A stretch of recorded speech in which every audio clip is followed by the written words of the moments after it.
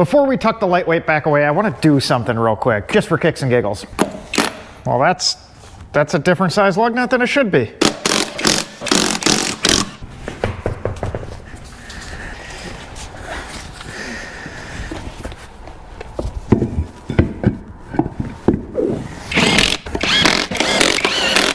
Welcome back to the Lost Cause Ranch. I may have made a mistake, and that mistake was bolting up a set of 35s on the lightweight. We may have buggered up that choice in engine. The lightweight's gonna end up with a set of 32s, something like what the Eco has. More on this situation later. Or a set of 33s, which is what's on the L405. But in typical fashion, made a dumb move and put 35s on it, and I kinda like it. I like it a lot. And I am impressed at just how well a stock lightweight eats up such a large tire. These massive rear wheel openings and the high fenders up front give a ton of clearance. We did have to remove the rock sliders and the front bumper doesn't quite like it. But other than that, it swallowed them up. Much better than say a normal 2A would. Just not as much room. But no, for once in my life, I'm gonna try and just be responsible Joe and stick with the original plan. Set of 33s will do this thing good. And I really do wanna try it out with the 2 1/4 diesel. I've had a lot of stuff with big power over the years, so I kind of want to experience the nostalgia feel of a low horsepower 4-cylinder in the series, at least for a little bit. And there's nothing saying we can't go to a turbo 4-cylinder down the road if we want to make this happen. But speaking of that 2 1/4 diesel that we were looking at last time at Ted's, it's time to run back and see if that is going to be a worthwhile thing to stick into the lightweight. All right, Ted's got the old Santana pulled out, and we're going to see if this guy actually runs before we go through the trouble of getting it in the lightweight. We got our fuel tank, and we're just gonna plumb that down to the pump and light this guy off. Before that, we're gonna get a few things out of the way, like the radiator. Just looks like the clearance ain't clear enough. There's one thing I'm sick of on these things though, is flathead screws. The stupidest fastener ever invented. I could never be a rivet counter because these terrible things are going away. It does actually have coolant in it. Probably could use a coolant flush though.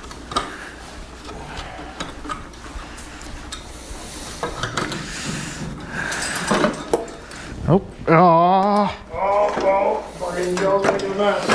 That wasn't supposed to be undone.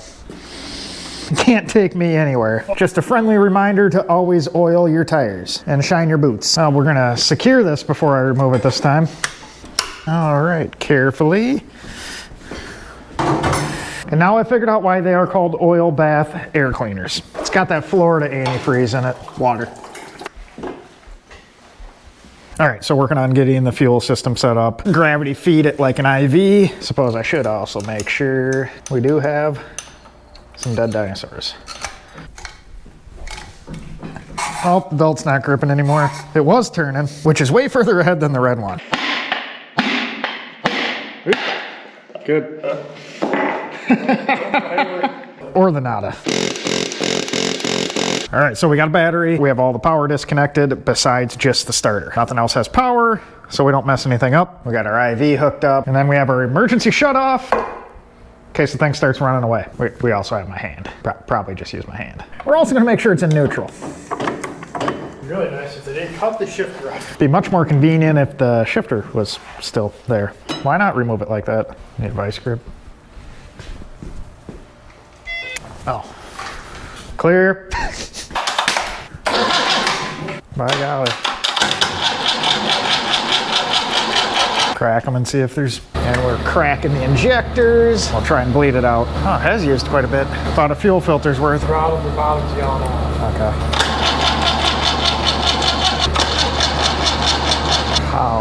How's that working? Oh, is it just going right?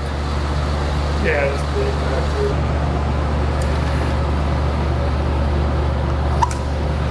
Well, some bitch.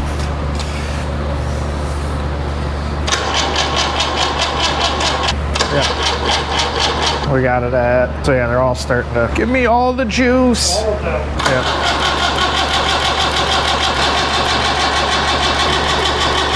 It's weird that the higher I raise it, the higher the level is. Now it's gonna go. How could it not?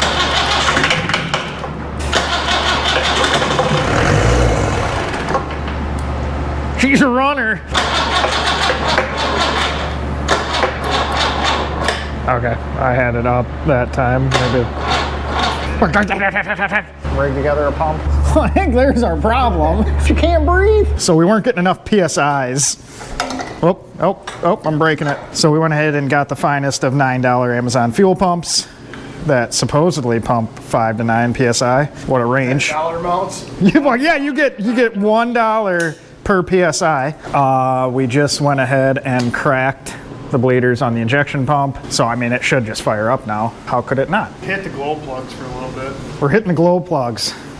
It's gonna be super warm now. Got the glow plug switch on. All right, I gotta hook the ground back up to the pump. All right, go.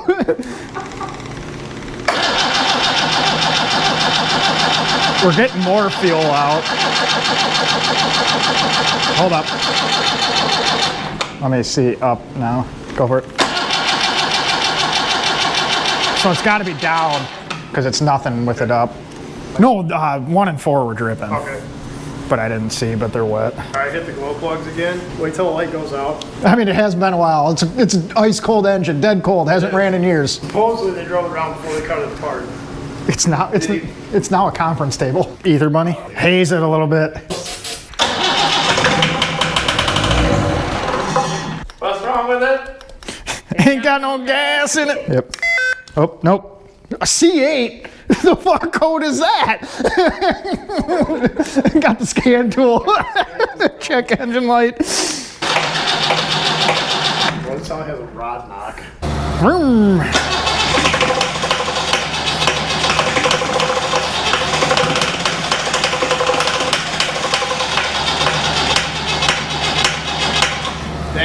The sound's not good. So you're telling me to go pick the 200 TDI up.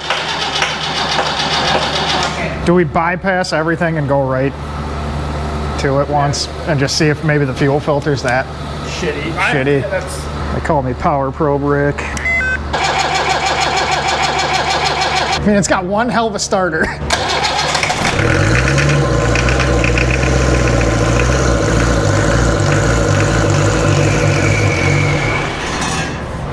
That's the best it's done yet. It's good for the lungs.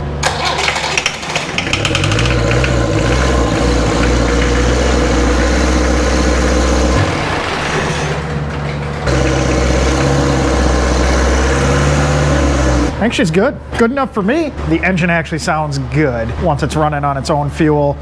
We have all the stuff filter-wise bypassed and stuff blocked off that it shouldn't have been to get it going. We bypassed this filter. We just took the filter that goes up on the bulkhead completely out, and that's probably why it's not completely happy with everything, because it's supposed to return to the filter, but that filter's probably all gunked up. So we'll get new filters, get everything sorted out, and I think we got a runner. You just have to love when you have enough random Rover stuff laying around that you can just kind of assemble one with what you have on hand. It makes life easier. So my big advice for the day is buy more Land Rovers if you love Land Rovers. It's never created any problems for me. But no, now that we know that thing runs, we're gonna pluck that out, and the next video on the lightweight will be a running and driving lightweight with that little 2 1/4 diesel.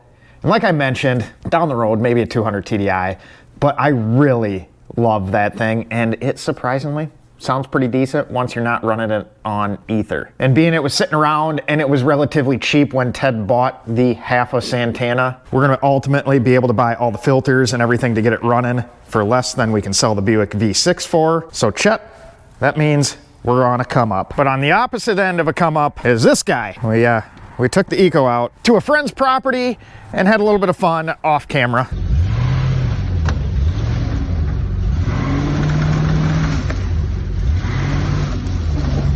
Just a day hanging out, blasting through the woods, and apparently I didn't make it through the woods. We used a tree to remove the taillight guard, but the good news is I found a separate tree to remove the other taillight guard. But I guess they did their job because both taillights were guarded. What didn't do its job is the brake proportioning valve. That wet spot, it's leaking, so the Eco is gonna need a little bit of attention. Once again, we need to get the sprinkler back out as well. But that's gonna have to happen another day because something that needs more attention. After gallivanting this thing across the country a bunch of times over the last couple months, it is in dire need of an oil change, mainly because the holidays are coming up, which sometimes means a little bit more driving. But in a couple days, we're also hooking the trailer back up for another Land Rover, but that's gonna be a little different deal than normal.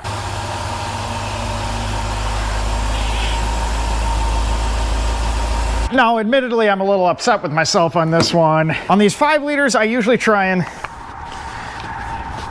I could probably ditch these. I'm not that cool. I don't need to wear sunglasses inside. But on these 5 liters, I usually try and stick around 5,000–6,000 miles on an oil change. We use quality Castrol Edge synthetic typically. We went 7,300 on this one. Not the end of the world, but not exactly what I like to do. But not only was it 7,300 miles, about 6,000 of those miles had a trailer behind it with a Land Rover. Wouldn't put so many miles on stuff if I just quit buying Land Rovers.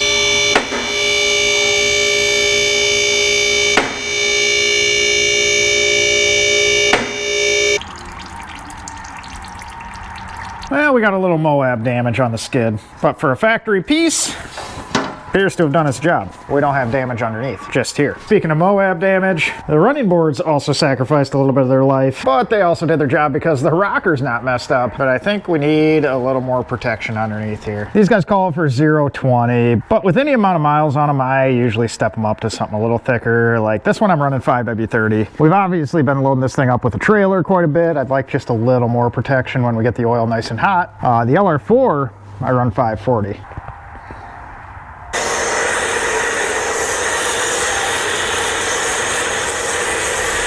So since we're going on another little adventure with the trailer, we're gonna give it a little once over, clean it up, maybe a little refresh. You know, we gotta have it looking spiffy. Not only is it a car wash, it's a trailer wash. It's probably a lot more money in trailer washing than buying old Land Rovers.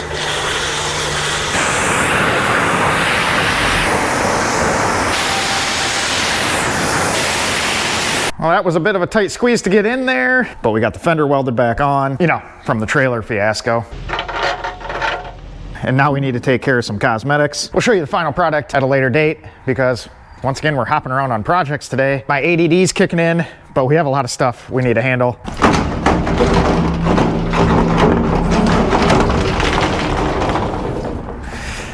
I've been putting this project off long enough, but next week we're dropping down into the teens for temperature, so it's probably time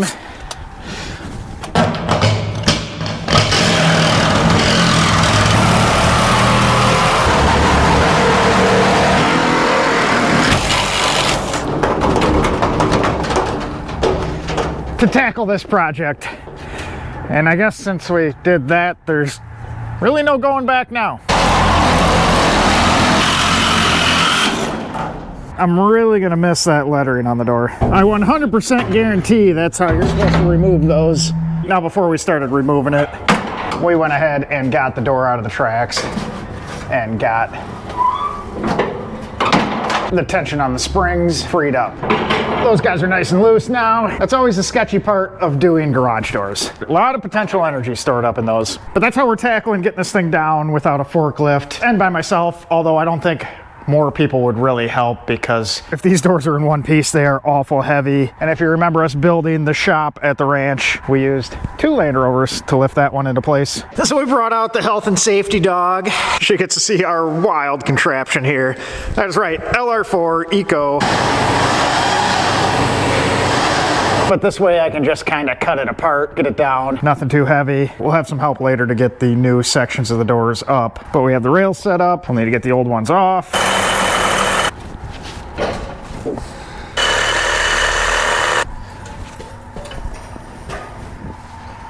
All right, so everything on the old door is out of the way. We're back down just to the masonry, which, speaking of masonry, that ain't right. They just have cinder block floating without a ledger or whatever it's called. So probably have the little brother bake one of those. We'll cut into there and there, slip it in. But for the time being, we're gonna get the door in place still because we should probably get that big hole closed before we leave. There's some things in here I'd rather not have stolen, although it'd be interesting to see someone try to steal that. Okay. I was confused, all right? Safely Well, that don't look half bad. I mean, it's only half finished, but it looks pretty good in there. Tiny bit better than that old garbage. We just got a little bit of a problem I gotta address, figuring out what I wanna do now. The track doesn't go high enough up to clear this beam, so I just think I need to get some track, extend that up a little bit, because I really don't want to lose that beam.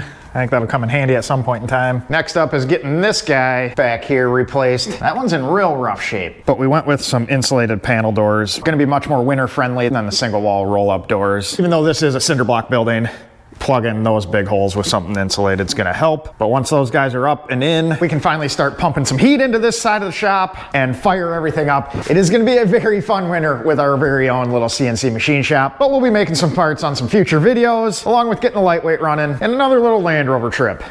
With that being said, I appreciate you guys watching, appreciate you subscribing. Stick around for a bunch more fun stuff. Guess we'll catch you on the next one. At this point, it could be anything.